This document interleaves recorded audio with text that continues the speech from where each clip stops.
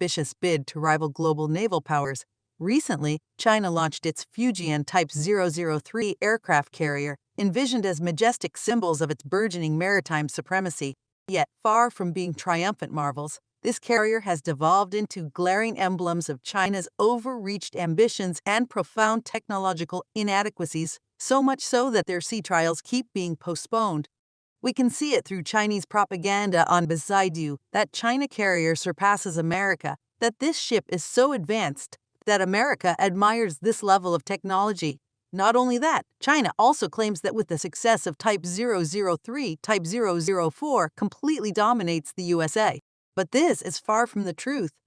Beset by a series of calamitous failures, from the glaring imitation of foreign technologies to internal political turmoil, these vessels reflect a deep-seated crisis in China's military-industrial complex. The story of the Type 003 and Type 004 carriers are not merely one of delayed projects or technical glitches. It's a dramatic saga of a nation's hubris, misjudgments, and the stark gap between its lofty ambitions and the grim reality of its capabilities. This narrative serves as a sobering reminder of the perils of overestimating one's own strength and the pitfalls of chasing global dominance on an unstable foundation of copied technologies and political showmanship. Issues facing China's third and fourth carriers. The Type 003 carriers were meant to spearhead China's ascendancy as a naval power on the world stage. Instead, they now epitomize the void between the regime's lofty ambitions and actual capabilities. The Fujian ship's deck even has cracks on it. The Type 003 was unveiled over 500 days ago, yet remains embarrassingly landlocked. Its much-touted maiden voyage during occasions from Army Day to the National Day celebrations have come and gone. Empty promises of deadlines now mock the CCP's craving for global prestige. At the heart of the Type 003's stasis lies the electromagnetic catapult, a next-generation aircraft launch system that China brazenly copied from the U.S. Navy's Ford-class carriers, but replicating advanced technology proves much easier than innovating or operationalizing it. Beijing's approach was to brazenly copy the electromagnetic launch systems from America's state-of-the-art Ford-class carriers, but adopting foreign technology does not equate to mastering it. Bereft of the expertise and experience required to operate and maintain the complex catapult infrastructure. CCP engineers have scrambled to reverse engineer their own versions with disastrous outcomes. The crash priority placed on replicating and innovating the advanced catapults meant that the technology was integrated well before it was ready. The result has been systematic setbacks during shore-based testing, from scarcity of specialized alloys and circuitry due to Western sanctions to catastrophic failures damaging equipment and deadly mishaps causing casualties. Multiplicer accounts point to likely irredeemable design flaws that intrinsically limit the reliability, durability, and performance of the copied systems. Particular reports indicate that due to differences in strength of materials compared to U.S. carriers, the catapults suffer from overload failures whenever operated at the speeds required for an actual carrier launch. Exacerbating matters, there are suggestions the entire electromagnetic catapult system was primarily based on concepts from an undergraduate thesis paper that outlined a theoretical design. Absent the subsequent decades of practical experimentation and incremental enhancements undertaken by the U.S. Navy, the catapults onboard the Type 003 seem to fatally lack robustness and resilience needed for sustained operations. Making matters worse, the lead scientist overseeing the ASC-22X carrier program was mysteriously removed from a recent CCP Party Congress. Mission from the pivotal political event signals disgrace and raises deeper questions concerning failings of the electromagnetic catapults that now imperil the combat potential of Beijing's new flagship naval vessel. The CCP's crash program to incorporate and scale immature technologies has been disastrous, causing systematic delays from material shortages, testing accidents, and basic design flaws. The homemade catapults now face possibly irredeemable issues around lethal overload failures, damaged launch infrastructure, and severely limited aircraft compatibility.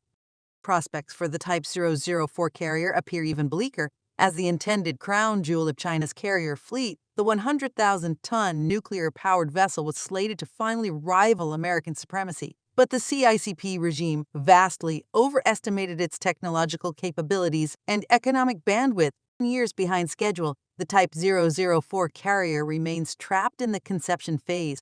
From integrating scaled-up nuclear reactors to advanced catapult systems, China lacks the technical expertise, foreign assistance, or financial resources to actualize its ambitions. The Type 003 and 004 carriers were to herald China's coming of age as a naval superpower. Instead, they now epitomize the growing chasm between the CCP's global ambitions and actual capabilities. Broader naval development issues. Beyond high-profile debacles like the Type 003 carrier, deeper dysfunction plagues the development of China's naval forces. Systemic deficiencies in technical expertise, economic resources, and strategic planning bedevil Beijing's ambitions of maritime dominance. On the technology front, China lacks meaningful experience with key capabilities like aircraft carrier operation, jet engine development, and naval nuclear propulsion. Attempts at shortcuts via espionage and reverse engineering have hit intrinsic barriers, with Western sanctions explicitly targeting its military-industrial complex. Beijing can neither buy nor steal its way to naval supremacy. Economic realities have also clipped the CCP's wings amidst a period of financial volatility. With vast sums invested in strategic distractions like the BRI program, the regime has limited bandwidth to fund sophisticated weapons programs that require long timelines before yielding to turret capabilities. The limitations afflict even China's existing Soviet-era carriers. Poor quality control means key components like hull casing arrive defective to shipyards, necessitating extensive repairs. Such intrinsic flaws make the carriers more suited for propaganda than naval warfare. Humiliations have compounded frustrations over equipment dysfunction. Recent provocative maneuvers by advanced U.S. carrier groups have elicited no response from Beijing's naval forces. While Chinese citizens endure bellicose rhetoric about resisting foreign enemies, their navy stumbles when actually confronted by them. Ultimately, paper tiger carriers serve little military purpose, but provide an easy vehicle for the CCP's brand of nationalism and distraction. With deck space increasingly devoted to civilian amenities from shops to lounges, China's naval prowess often seems more commercial cruise liner than combat fleet. Political drama behind the scenes. The CCP's aircraft carrier program has become embroiled in factional party politics as much as engineering practicalities. While the vessels serve as important symbols for China's global ascendancy, they have also exposed latent tensions within the Beijing elite. President Xi has hitched his personal prestige to the success of the carrier fleet. The recent launches were meant to culminate in celebrations that cemented his status as the champion behind China's rise as a naval power. Domestic propaganda extravagantly branded the Type 003 carrier as Xi's personal embodiment. Its eventual maiden voyage Otilla, timed to coincide with the critical party Congress event that reaffirmed his unprecedented third term. But such carefully orchestrated theater has collapsed as inauguration dates for showcase vessels repeatedly pass without fanfare. Instead, persistent delays and scandals have become political ammunition for rival factions seeking to undermine Xi's authority. Opponents have exploited policy missteps to fuel unflattering comparisons to Mao's past naval boondoggle. Rather than illustrations of Chinese military prowess, the dysfunctional carriers now stoke fears that national resources are being drained on extortionate vanity projects at a time of economic uncertainty, inviting unflattering parallels to crises that precipitated regime change historically. The optics debacle has seen Xi simmering at compromises forced to dampen further embarrassment. Not only have promises to unveil carriers by key dates proven fanciful, but petty concessions have had to be made on how the vessels project his personal brand. From names that trumpet his legacy to inaugural ceremonies suited to his protocol preferences, checks remain on Xi's ability to milk the troubled carriers for propagandistic gain. Uncertainties around 004 carrier. The Type 004 aircraft carrier was envisioned as the culminating vessel that would cement China's status as America's peer adversary in the Pacific. As the planned successor to the troubled Type 003, already struggling with catapult integration, the 100,000-ton Leviathan would dwarf rival ships and project uncontestable military power abroad. But years after announcing the project, Beijing continues struggling to articulate any coherent blueprint for the Type 004 amidst chronic capability gaps, disappearing budgets, and strategic ambiguity. As prospects for the supercarrier dim, China risks permanently ceding any advantages from getting such large vessels operational before peer adversaries. A host of complex integration hurdles around propulsion and launch capabilities continue thwarting progress on the Type 004 carrier. China lacks experience building and operating naval nuclear reactors powerful enough to generate 100+ MW of electricity needed for the immense ship's combat systems and catapults. Its engineers also face compatibility issues planning a hybrid steam electromagnetic aircraft launch suite when they struggle with just copying baseline U.S. electromagnetic technology alone. With Beijing unable to rely on foreign assistance due to increasing international sanctions and export controls, these hardware bottlenecks have indefinitely delayed any progress on the Type 004. China's military-industrial complex lacks the indigenous research and production infrastructure in areas like radiation shielding, weapons-grade propulsion, and precision aircraft launch gear that could facilitate developing a supercarrier on its own. Equally concerning is ambiguity on whether Beijing retains any strategic appetite for an adversarial naval arms race that prompted pursuing 100,000-ton supercarriers designed foremost to outmatch the U.S. Navy's capabilities. The changing calculus reflects both China's economic travails as growth forecasts dim, squeezing military budgets needed to operate future vessels, as well as increasingly conciliatory rhetoric on U.S.-China relations by Xi Jinping as he engineers an unprecedented third leadership term.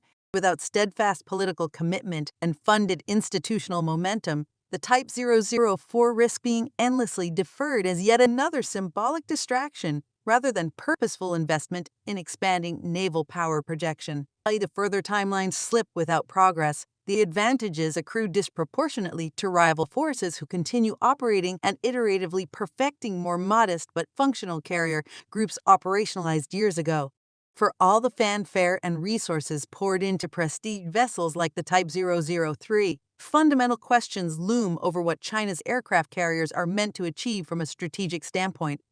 Beyond projecting naval power abroad, evidence points to the carriers serving more as props for nationalist myth-making at home. The constant propaganda about an imposing carrier fleet seems explicitly meant to intimidate China's own population rather than rival militaries who remain undeterred. Displays of naval might substitute for genuine military capabilities that still remain lacking compared to Beijing's ambitions. But maintaining such a symbolic illusion risks trapping China in an arms race where adversaries operate on real capabilities rather than theatrical jests. The more Beijing doubles down on impractical supercarriers, the more likely it gets entangled in a spiral of reactionary defense spending with peer adversaries. The greatest danger remains that rising jingoism at home drives policies abroad while perpetuating a false sense of Chinese naval supremacy. The CCP risks dragging the nation into reckless military overreach, as facts on the ground about naval preparedness remain misaligned from fiction used to stoke patriotic fervor. Ultimately, China may end up compromising its long-term development trajectory by pouring resources into floating vanity projects rather than uplifting its population mired in economic anxiety. Paper tiger carriers have become symbols of strategic myopia, where the CCP prioritizes its own survival above nation building. They say if you can't find a job, it's because your expectations are too high. I went all the way to Guizhou for an opening. Over 700 people applied. I scored 92nd, but only the first place got hired. I studied computer science, yet no one replies to my resumes. At this point, just landing any job feels like a blessing. Scroll through Douyin. 9 out of 10 videos are people crying. Even supermarket owners are weeping. No customers, no business. A man with 14 years in clothing says he's never seen it this bad. Even government offices are cutting back. Official cars must be domestic. No cigarettes, no alcohol, no motai, no hotels for office use. Brothers, life is unbearable. Jobs are so scarce I've almost given up applying. At over 60, in 40-degree heat, I work until I feel dizzy, because if I skip even one day, my family has nothing to eat. I invested 800,000 yuan and 4 years into a shop. It vanished without a ripple. I don't dare start again. In Baoshan, buses run empty. Factories have shut down. Air conditioners stripped away. The economy is collapsing. Factories are bankrupt one after another. In a few years, even a simple laborer's job will be hard to find. Machines are replacing people. A line that once needed 20 workers now uses only 2. Bosses say machines don't complain, don't eat, don't rest, and work 24 hours non-stop. Delivery riders fight for scraps. I worked 5 hours in the sweltering sun for just over 100 yuan. Streets are full of riders, even students. People who used to order food now deliver it themselves. I've been unemployed for a month. My wife's factory has no work either. She sits in her room all day. We just stare at each other while our savings drain away. I thought about delivering food. She begged me not to. It's exhausting, dangerous, and barely pays. Then what should I do? Farmers, too, are suffering. I met a 69-year-old man unloading 8 tons alone in nearly 40-degree heat. He smiled bitterly. We farmers have it the hardest. China's economy is in free fall. A wave of unemployment has swept across industries. Factories shuttered, salaries cut. Layoffs everywhere. Millions can't find jobs. Desperation is spreading. It's too hard. We can't live anymore. Analysts warn that as the downturn deepens, people's lives will worsen, and unrest is inevitable until even the CCP's grip begins to shake. Across the country, authorities are tracking the so-called 4 no's: unmarried, childless, no house, no savings. These people, with nothing to lose, are seen as dangerous, capable of extreme retaliation if pushed. Their numbers are rising fast. I regret coming to Shenzhen. No job, no money, no food, no place to stay. I knock on factory doors before 8 a.m., but most don't provide meals or housing. Even if hired, I couldn't afford to survive here. And then there's us, the laid off. Yesterday, our company looked fine. This morning, all work groups were dissolved with 2 announcements. Overnight, we became like livestock without pasture. We once sold hundreds of millions in live stream sales. Now it's gone. Collapsed so fast, I didn't even have time to feel unemployed. Like a child shot from a skilled doctor. Before you can cry, it's already over. Look around. This is the migrant workers' market. Mostly heavy labor and odd jobs, but strangely it's filled with middle-aged and elderly people, not the young. Why? Because factories aren't hiring. The jobs here are exhausting, wages low, and many are deceived. Told meals are included, but in the end, not even a proper meal is provided. This year is even worse than last year, a sign that fewer and fewer people remain. In Xi'an, the tourism market is collapsing. It's already late July, yet hotels are empty. Room rates are down, occupancy is down, revenue is down. Not just one hotel, but across the city. As a worker, I can say we're earning almost nothing. Consumers may feel prices are low, but for us, life is unbearable. Salaries are cut and sometimes delayed. My sister came to Guangzhou hoping for a summer job, but after a month, she found nothing. Now she just cooks 2 meals a day at home, and when school starts, I'll give her 30 yuan as her reward. Our own salaries still haven't arrived. Our manager said maybe next month. A colleague traveling in Sanya joked, "By the time I return, will our company still exist?" That's how fragile things are. Even young graduates can't find work unless they have family connections. Without them, stable jobs are nearly impossible.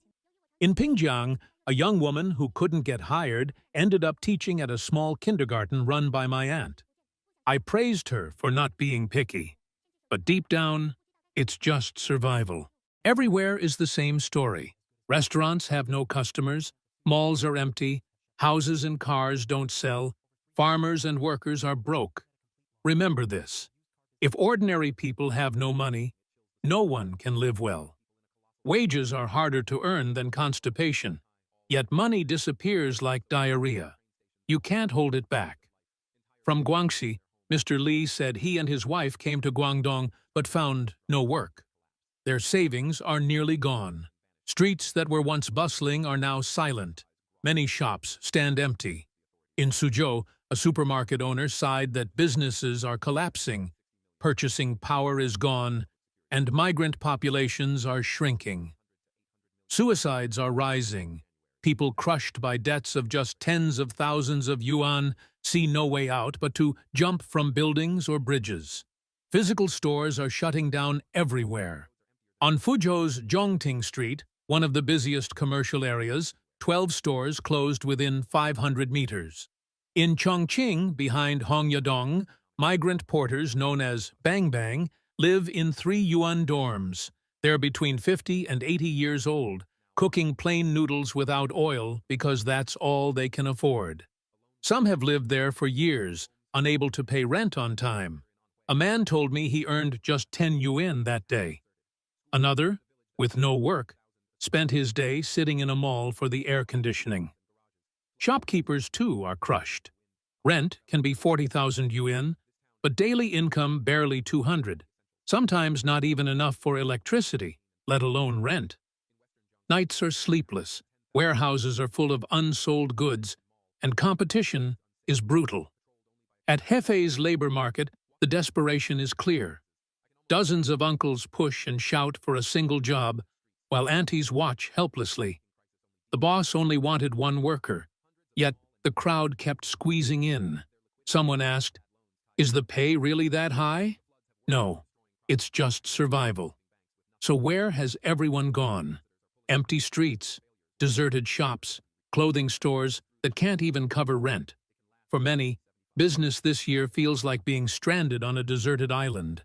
Many people leave comments telling me to give up, cut my losses, and find another job. Even hotel tycoons are losing hope. One told me that by September, more than half the hotels will close. July and August, the so-called peak season, are already worse than past years. People cling on, desperate to survive the summer rush. But once September's cold season arrives, panic will break out. First, massive closures. Second, hotels sold off for almost nothing. Brothers, sisters, I too closed my shop today. The storefront is gone, the signboard taken down. By this afternoon, everything will be carted away. I used to post motivational videos, but today I couldn't keep pretending. In early July, leaders met to plan for the second half of the year. What dominated the meeting? Salary cuts. Base pay dropped from 3,000 yuan to 2,000 yuan. For people like me, that's not just a cut. It's a collapse. This isn't just young people's struggle anymore. Middle-aged breadwinners, the elderly, everyone is sinking. Across industries, wages shrink, and in some cases, salaries aren't paid at all. Mr. Li from Xinzhou, Shanxi, told me the economy has basically collapsed. In many counties, the government itself can't pay salaries. Local TV stations shut down. In Dingxiang County, tax bureau officials admitted last December that they reached only half their revenue target, so half the government's salaries went unpaid. And yet, the CCP still insists the economy is stable and confidently boasts of reaching 5% growth. But for the 60-year-olds, construction sites don't hire them anymore. Do you have Social Security? No. They wake at 4 a.m., work fields until 10:30, then again from 1 p.m. to 5 p.m., more than 10 hours a day. How much per month? 2 months ago, just over 5,000 yuan total. Each of us earns a little more than 2,000 yuan.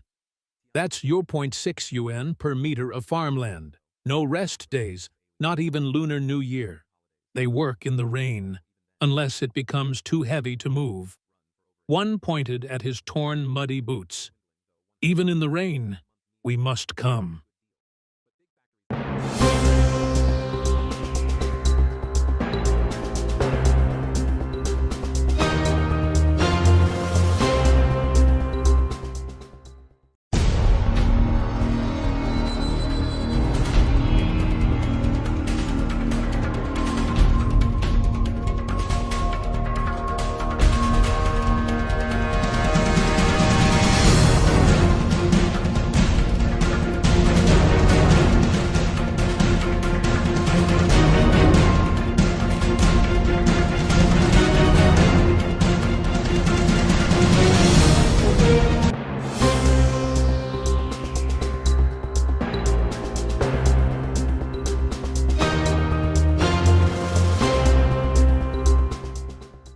The hidden dangers of Chinese electronics, beyond phones, a ticking time bomb.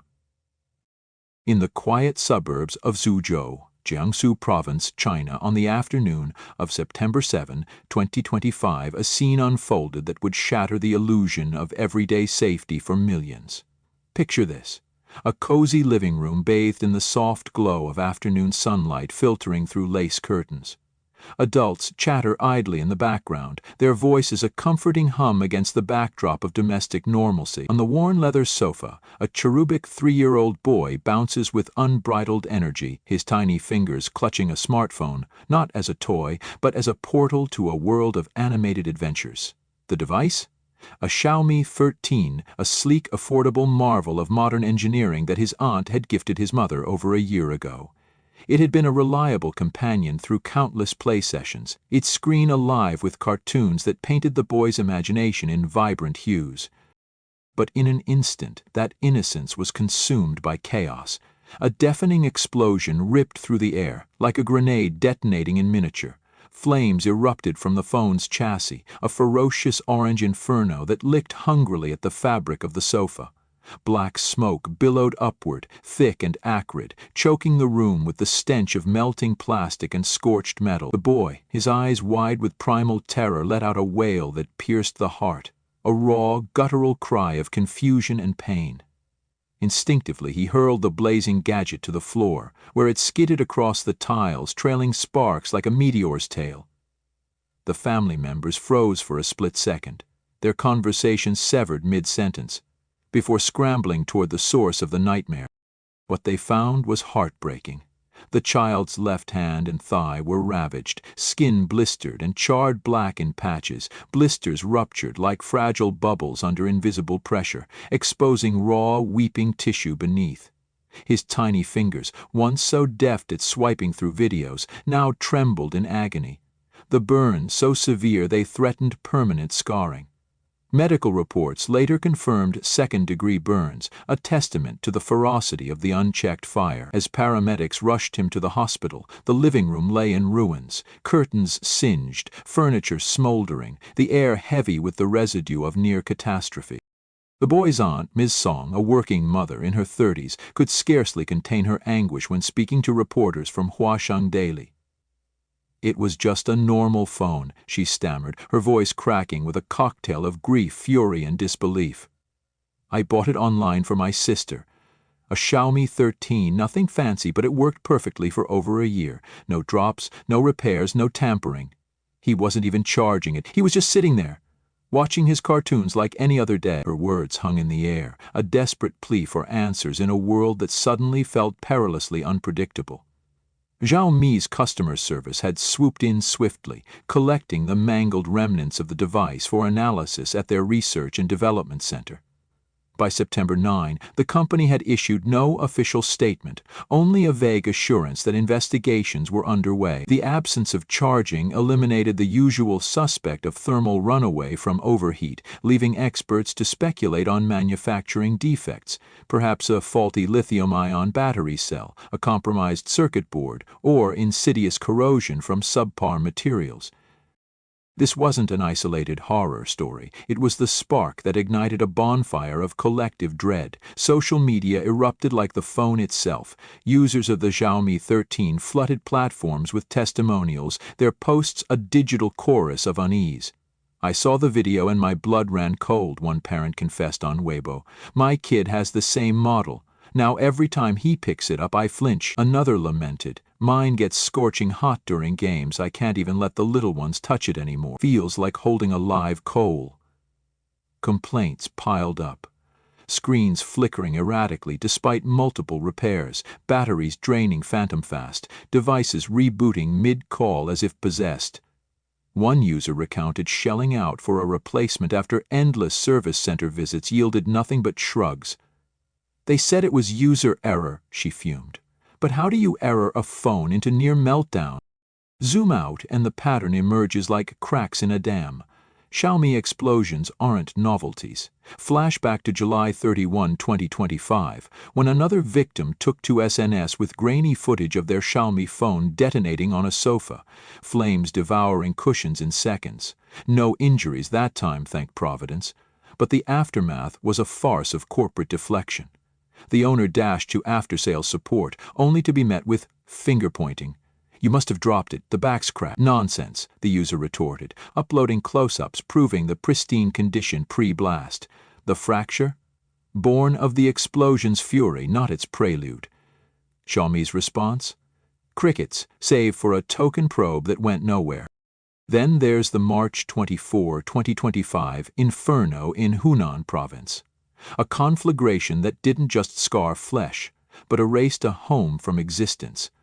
A family, devout Xiaomi enthusiasts, had woven the brand into their lives. Smartphones in pockets, electric kettles humming on counters, smart appliances orchestrating the household ballet, even electric toothbrushes buzzing away plaque. It was a symphony of convenience, until one discordant note shattered it all. The phone, uncharged and cool to the touch moments before, erupted without warning. Flames surged like a tidal wave, devouring curtains, furniture, walls, everything in a blitz of heat that left the structure a skeletal husk.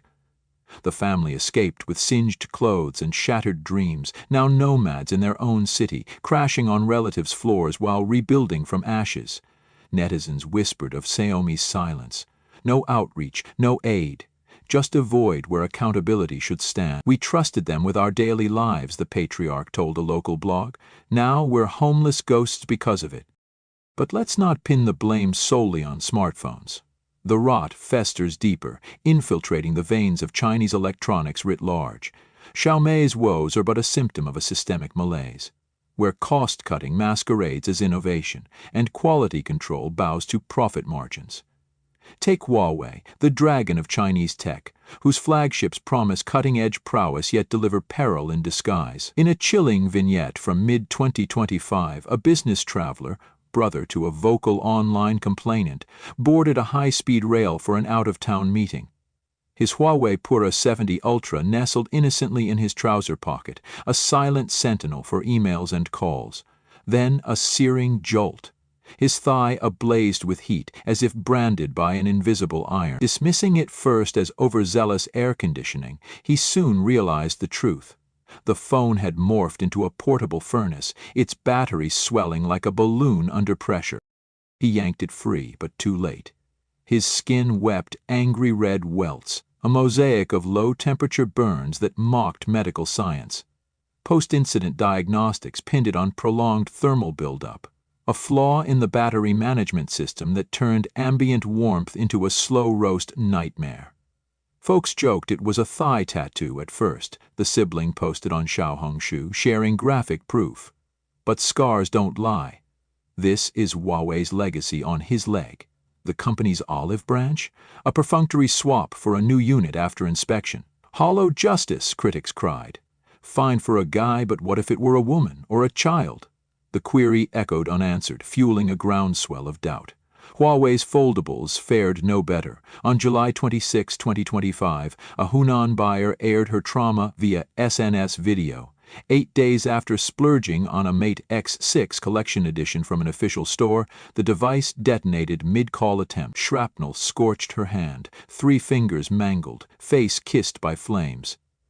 High-end price, bargain bin safety, she seethed. Her plea for store intervention met with bureaucratic limbo.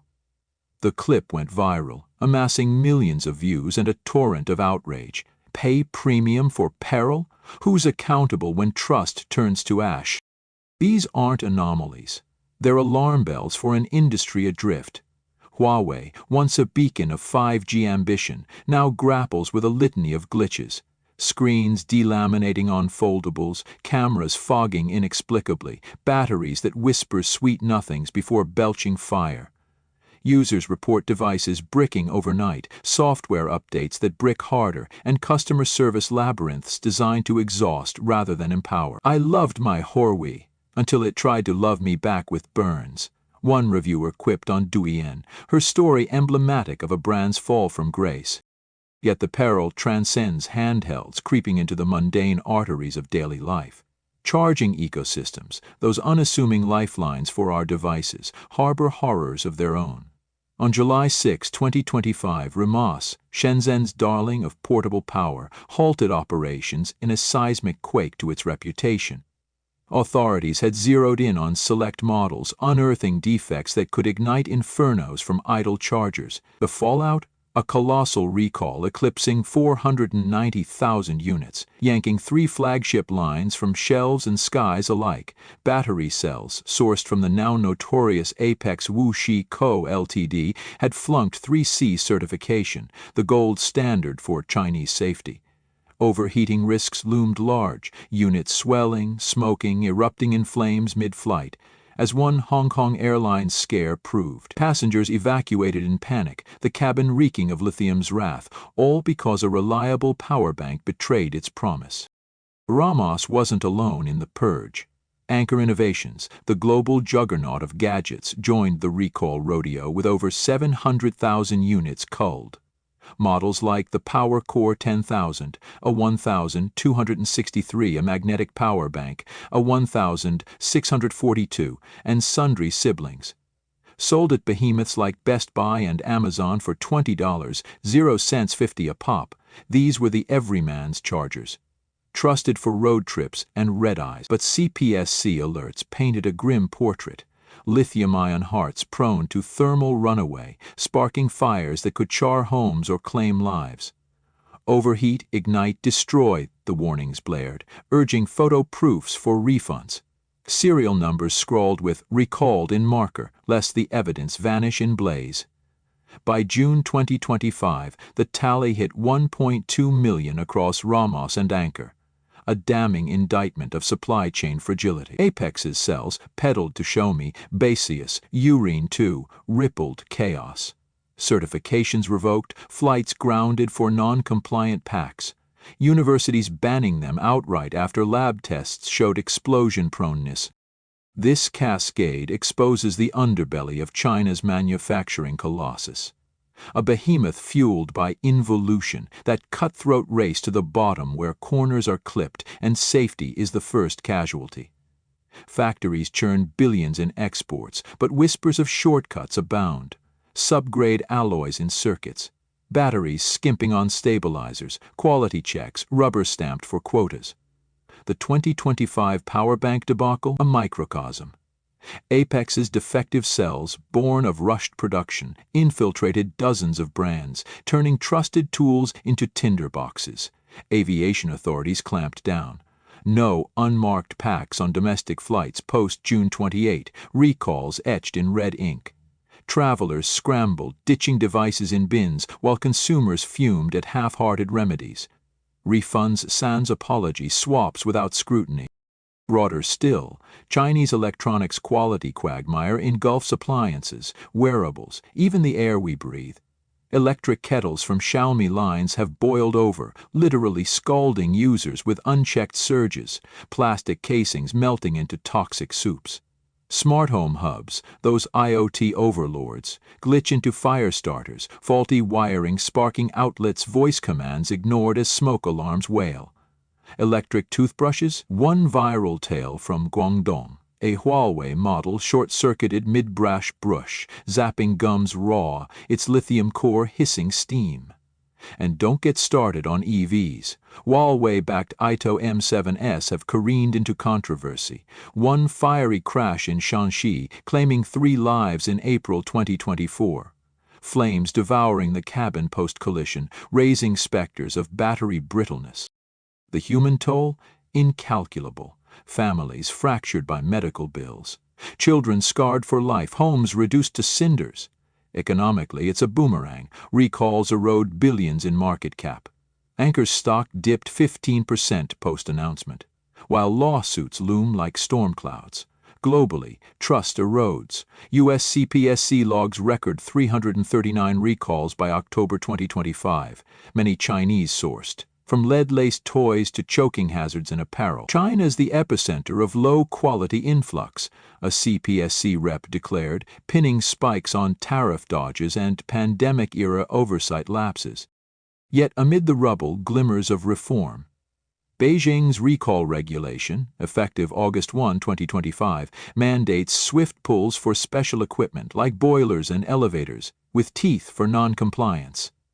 Brands like Huawei tout enhanced protocols, multi-layer battery shields, AI-monitored thermals. But words are wind, actions must follow.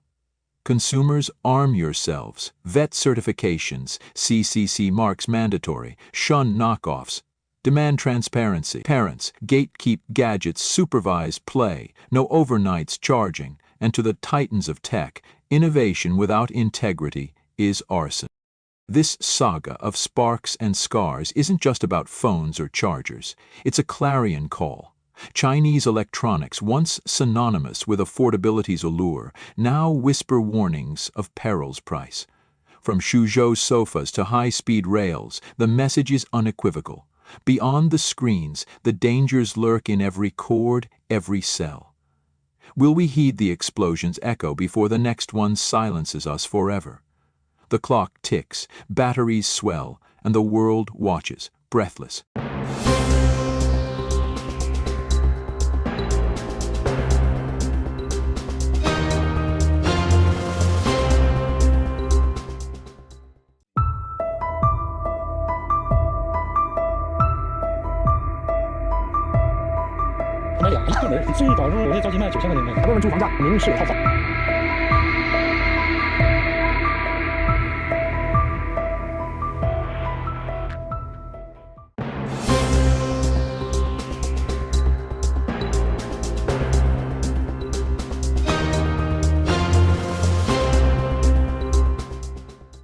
I knew housing in Hegang was cheap, but I didn't expect it to be this cheap. Houses there aren't priced at 10 or 20,000 yuan per square meter. That's the total price of the entire apartment. Some new buildings cost only 15,300 yuan in total, which means about 153 yuan per square meter. Have you ever heard of such prices? I was completely shocked. Property prices in northeast China have dropped to just 153 yuan per square meter. Can you believe it? You heard that right. Today, let's take a look at a brand new apartment selling for just over 10,000 yuan. The total price? Around 12,000 yuan for a 65 square meter unit. As you walk in, there's the kitchen on one side, a spacious living room, a south-facing bedroom, and a bathroom. A one-bedroom, one living room, one bathroom apartment. The whole place costs only 10,000 yuan. It's unbelievable. Are houses really worth so little now? This is literally a cabbage price home. Unbelievably cheap. When housing prices reach this level, ordinary people might finally be able to live in peace and stability. But this isn't just happening in Hegang. Following the collapse there, similar cabbage price apartments have appeared in Jixi, Heilongjiang province, with homes selling for just 10,000 yuan per unit. Reports say that such low prices are now spreading across many parts of China.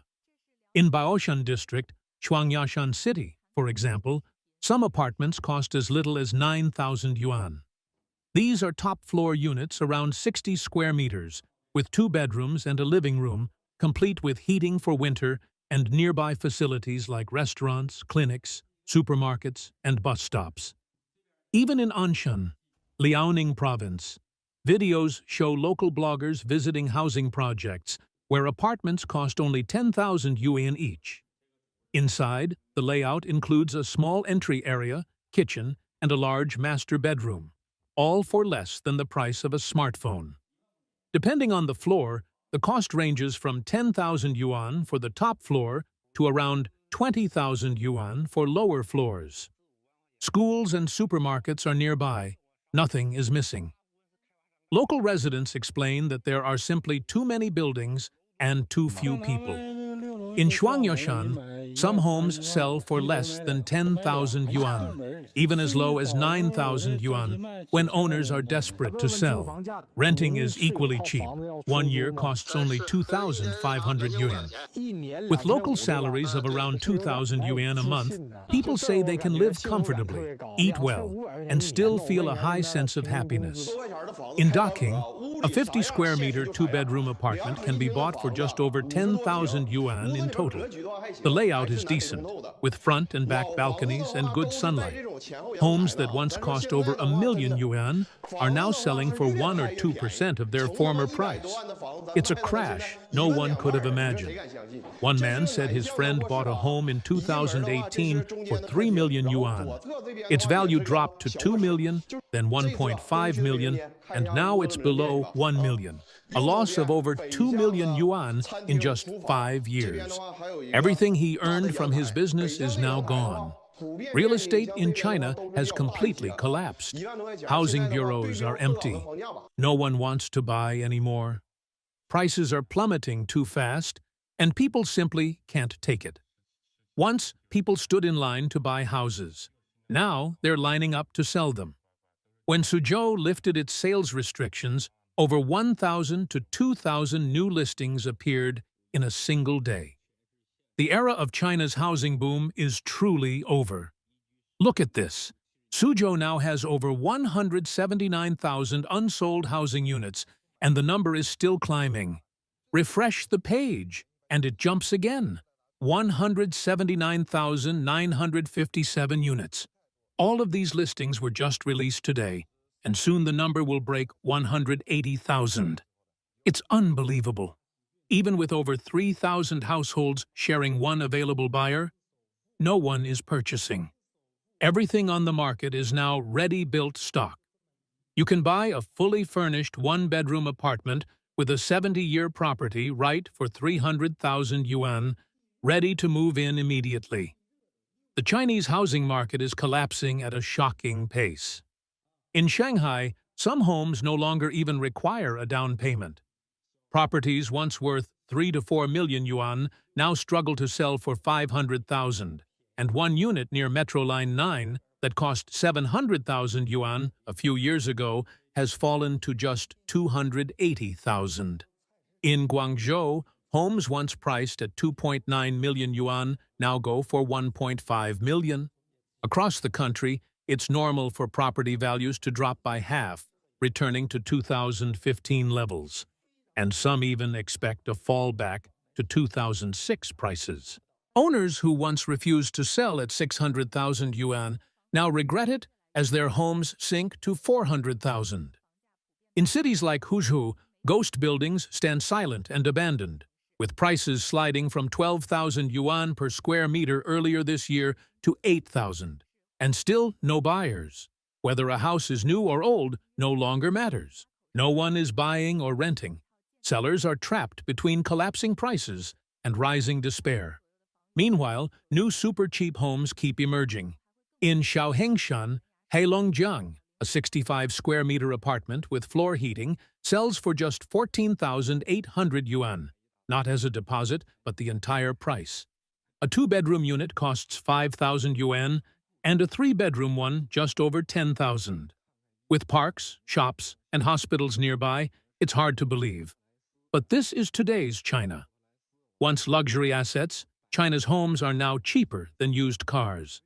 Giants like Evergrande and Country Garden have fallen, leaving ordinary buyers to bear the losses. The dream that property would never lose value has collapsed after the pandemic.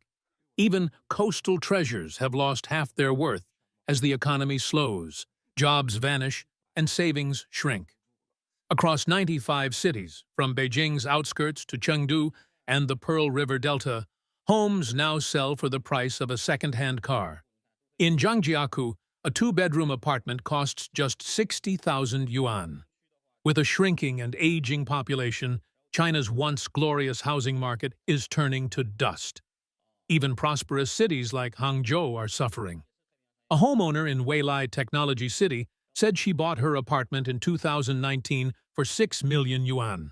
Today, it can barely sell for 4 million, and that's considered a good deal. She was stunned. saying she once viewed property as a safe investment to pass down to her children. Now she wishes she could cut her hand off instead. In the end, none of the stimulus tools used over the past 3 years have worked. The real problem is simple. Prices were too high. Once they fall, no policy can stop the collapse. Developers still dream of high prices, high volume, and high profits. But that era is over. China's real estate market once swallowed up 50 years of the nation's wealth, creating a short-lived boom lasting just over a decade and minting a handful of super-rich developers. But when the tide receded, most homeowners, burdened with mortgages, were left struggling for the rest of their lives. What was once a grain of dust in the grand scheme of history has become a mountain crushing ordinary citizens. This is Evergrande's 160 billion yuan artificial island project, now abandoned and eerily empty. Shops remain open, but there are no people. I went to island number 1, planning to browse some clothes at the outlet mall. But as I walked in, I realized the place felt frozen in time, like someone pressed a pause button. If those few stores weren't open, I wouldn't have dared to step inside. Now I understand why ocean view apartments here can be rented for just a few hundred yuan a month. Because no one lives here. Look, some homes are so worthless now that even if you gave them away for free, no one would take them. Hello everyone, I'm Xiao Zhang from Shandong, a real estate agent working in Taikang, Jiangsu. These days, many people say, even if houses get cheaper, don't buy them. Why? Because prices are expected to drop another 50% within 2 years, and might keep falling until homes are practically worthless. Across China, there are at least 600 million housing units, enough for 1.4 billion people to live comfortably. Some say even for 7 billion. 6 years ago, people were lining up to buy houses. Now, they're lining up to sell them. Back then, buyers chased after homes, willing to pay extra just to secure one. Today, it's the sellers chasing after buyers, slashing prices to the bone, and buyers still say, let's wait a bit longer. 6 years ago, people bought homes to earn more. Now they sell to lose less. The wheel of fortune turns, and heaven spares no one. House prices have collapsed like a deflated balloon, dropping endlessly. Those who didn't buy homes years ago now feel lucky, while those who scraped together every penny to purchase one are left crushed by debt and regret. Once, buying property meant security. Now it means humiliation. People whisper behind your back, calling you foolish for buying at the peak. The 10,000 yuan houses across northeast China reveal the devastating aftermath of the real estate collapse.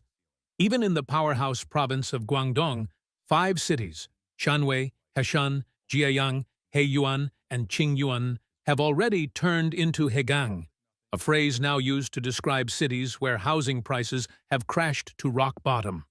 As netizens say, property is usually a family's largest asset, and once it loses market value, that family's wealth effectively drops to zero. Analysts warn that in the near future, 3rd and 4th-tier cities, especially those with weaker economies, will see unsold homes, even at a few thousand or a few hundred yuan, and soon, not even free houses will find takers. China's real estate dream has ended, and what remains is a haunting silence, echoing through the empty towers that once symbolized prosperity.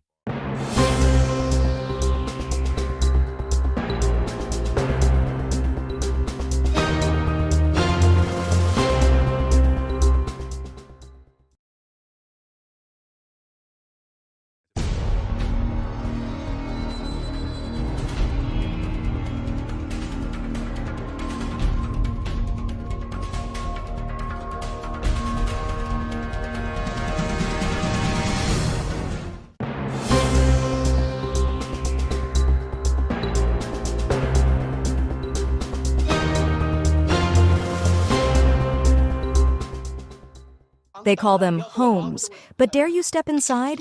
One tap of your foot and the floor splits wide open. A single rainfall and entire foundations wash away like sandcastles.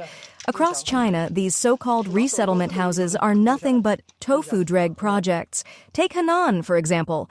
A man reveals his newly assigned apartment, walls already peeling, dirt everywhere, and it looks more like ruins than a new home.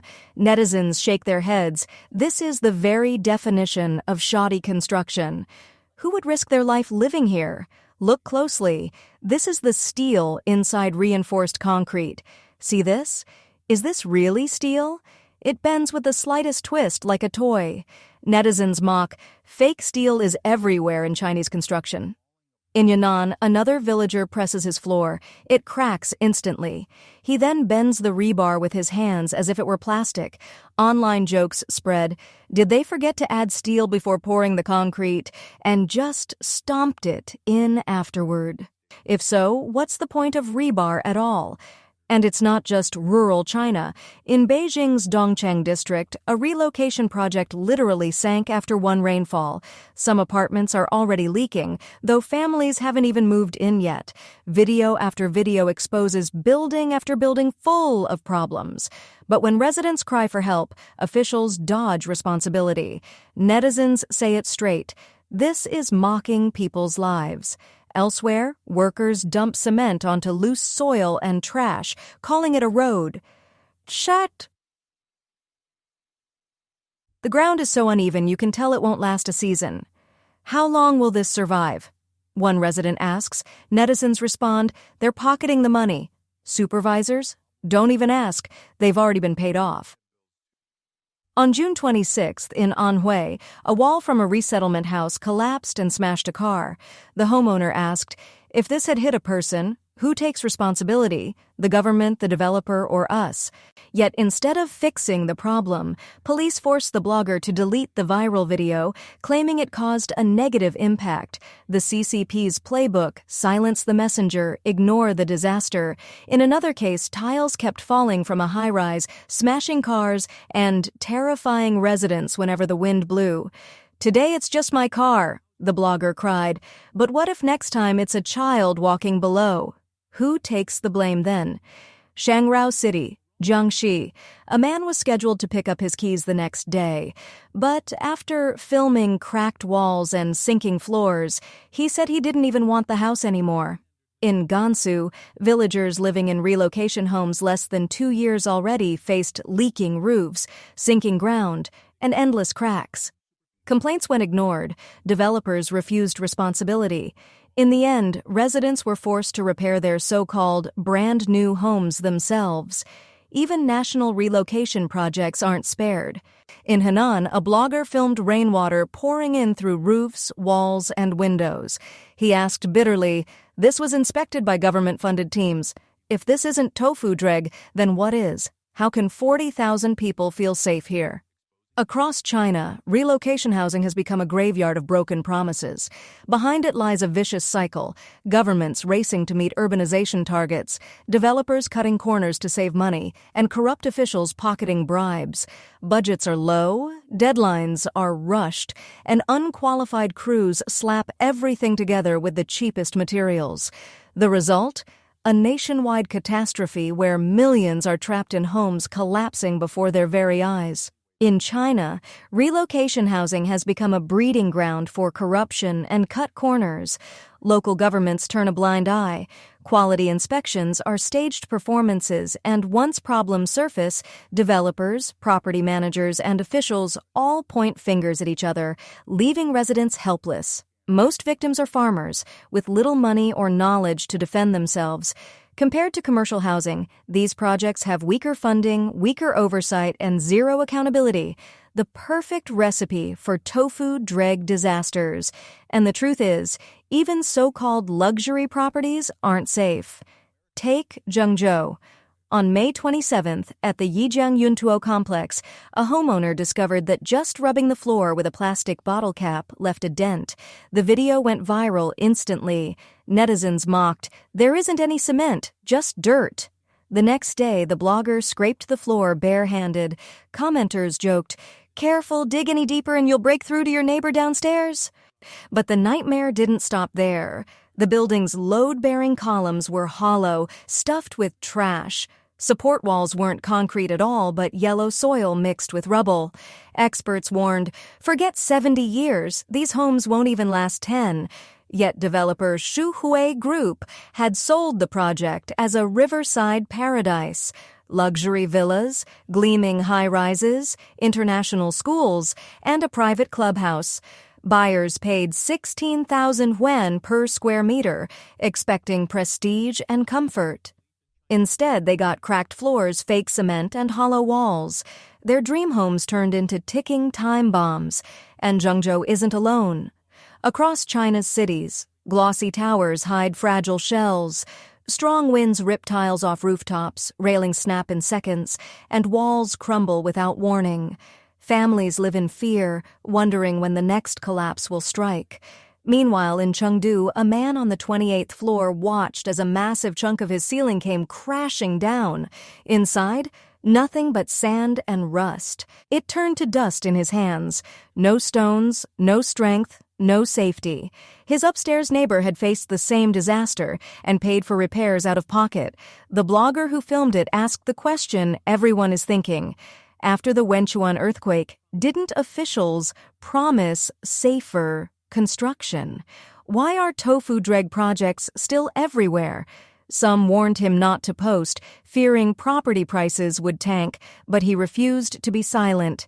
If we all shut up, ordinary people will keep suffering. Only by exposing the truth can there ever be change. Country Garden was once praised as a titan of China's property market, but its build fast, sell fast model has left behind landmines waiting to explode. On December 12th in Maoming, Guangdong, residents uncovered a chilling truth. Their homes had been secretly built with sea sand. High salt eats steel alive, and the evidence was terrifying.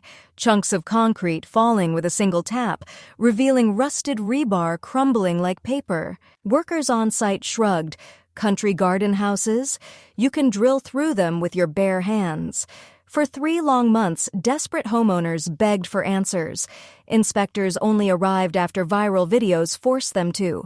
Netizens revealed how cargo ships hauled tens of thousands of tons of sea sand from the Taiwan Strait to Shanghai, then shipped it across China to Hubei, Jiangxi, Anhui, Sichuan.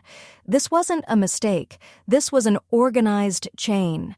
Hannon's Xinyang tells another nightmare. A country garden project there is literally sinking. One resident pointed at a balcony crack wide enough to shove a hand inside. I've reported this for years. No one fixes it. What do we do now? All around him, walls were crumbling as though they duri and I Center Restardur, Duri infrared for decades, not just a few short years. In Zhejiang's Zhangqiao, the Manuewan complex handed over in 2022 turned into a disaster zone overnight. Nearly 80% of homes had serious structural defects. One buyer cried, "I paid a fortune for a leaking house. Now I spend my own money on repairs while neighbors call me a troublemaker. People have lost all empathy." A construction veteran of 15 years didn't hold back. This is pure tofu-dreg. The concrete isn't even close to standard. Here's the brutal truth. Different building heights demand different concrete strength. 6 floors, 11, 21, 31. But developers cut corners, ignore codes, and pocket the profit. Some even cash out and flee abroad, leaving ruins behind. As netizens put it, buying a house in China is a gamble. If it's not tofu-dreg, then it floods whenever it rains. And then comes the ultimate test, earthquakes. On May 28th, when a quake in Myanmar rattled Yunnan, many towers cracked instantly, exposing just how fragile they were. Yet, when residents demanded answers, officials brushed them off. Cracks are nothing to worry about. One furious homeowner snapped back, "Nothing to worry about. Every wall in my apartment is splitting wide open. Where are we supposed to live? Management fixed the elevators but ignored the building itself. When we complained, they called us troublemakers. builders who don't understand government policy, question the sand, the walls, the materials, and suddenly you're accused of just wanting money. China has been here before.